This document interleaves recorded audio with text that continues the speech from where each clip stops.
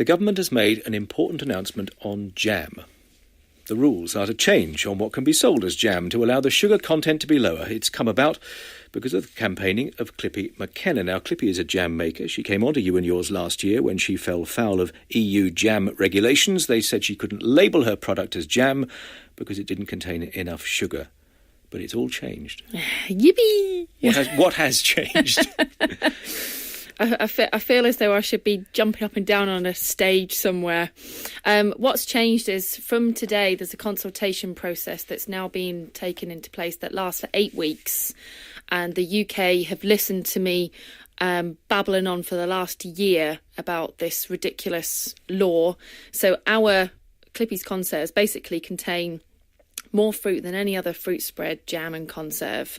And it was this that I took to the government. There's a rule between 16% and above has to be a jam.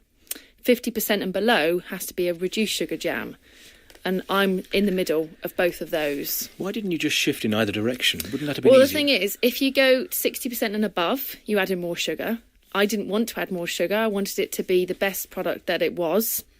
I wanted to make it a healthier product that tasted like my mum used to make as I was growing up.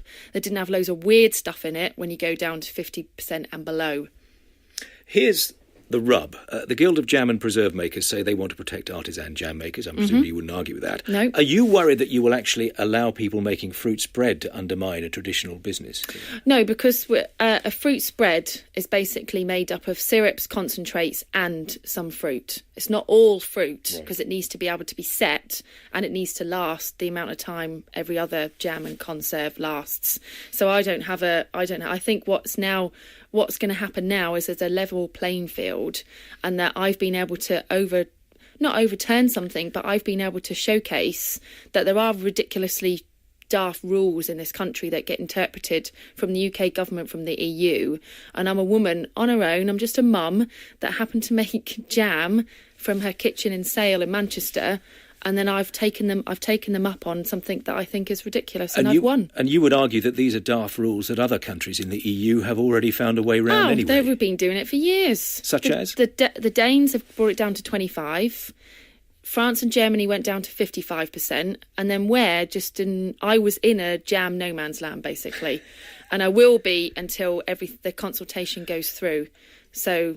Right, so there's still a doubt, or are you confident? No, I don't know. I'm extremely 150 million% confident. Because we got a quote from DEFRA today, the government department. This government wants to free up businesses from a range of unnecessary burdens, which is why we're going to change the rules on sugar content in jams. I mean, that sounds pretty decisive. It does, doesn't it? Very decisive. I'm very pleased. And who's been on your side most in government? Well, I started this campaign with my local MP, which is Graham Brady.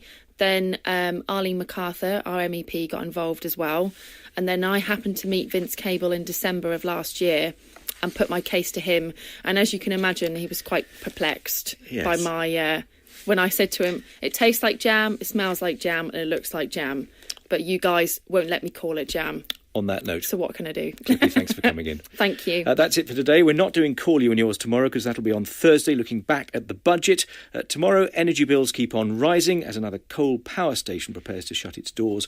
We will look at the future of the market and what it means for you. That's tomorrow at midday.